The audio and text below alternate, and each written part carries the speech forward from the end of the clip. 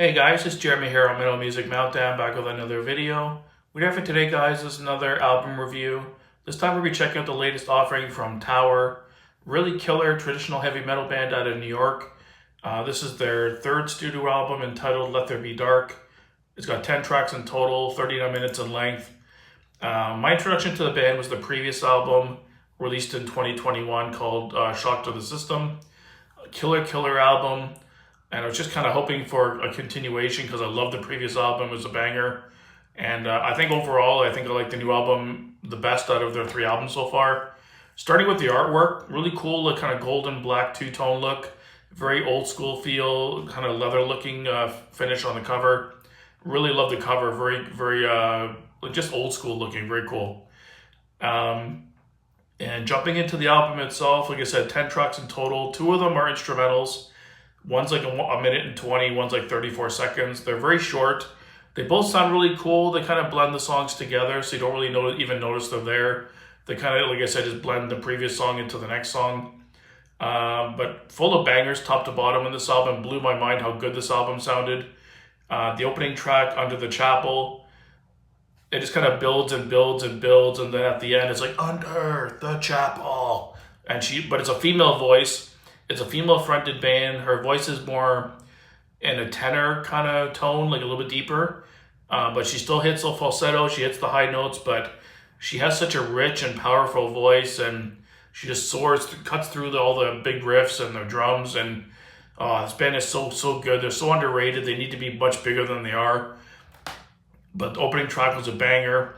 Then the title track, Let There Be Dark, another one, just pure riffs all over the place, shredding solos, nice clean guitar, melodic solos as well, and then her voice again soaring over the top of everything.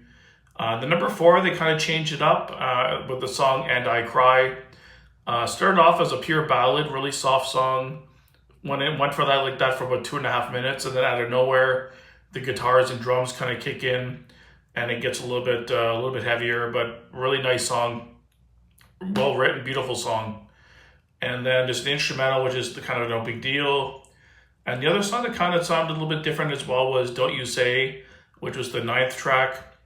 This one had a really kind of bluesy feel to it. Completely different guitar tone and style to it altogether. At first, it kind of stood out like it doesn't belong, but it just sounded so cool and bluesy and just had a really cool vibe to it.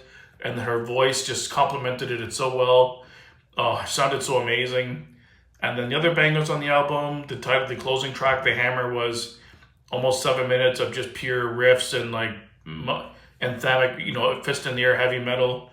Ironclad had this really epic finish where it had these killer drum fills. The drums were like just pounding, and then her voice just kind of rose and rose until the end of the song. Just super epic.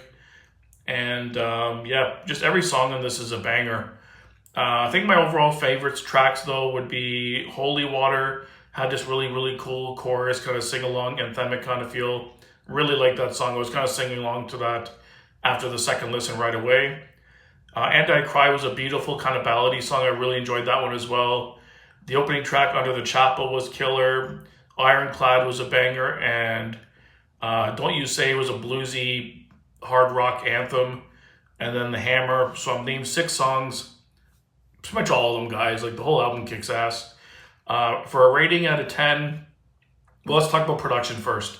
Production was really good. The drums were really punchy. The guitars were heavy, very dense sounding and full. Her voice sounded really good. A couple songs, I wish her voice would have been a little bit further in the mix a little bit, but overall it was pretty good. The mix was pretty solid. In terms of a rating, 10 out of 10, easy. Another album that's a year-end contender for me by easily. Definitely a contender for number 1, but definitely top 10 for sure. If this doesn't make my top 10, I'll be very surprised. Probably even top 5. Just a banger of an album. This is everything I want a traditional heavy metal album to be.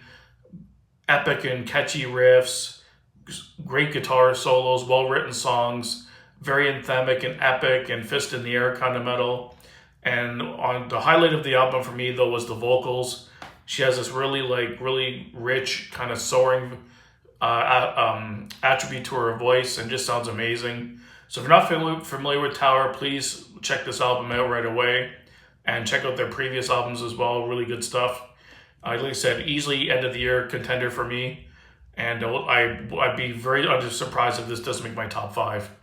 So thanks for watching, guys. Stay tuned for more great content coming up soon. And keep it metal.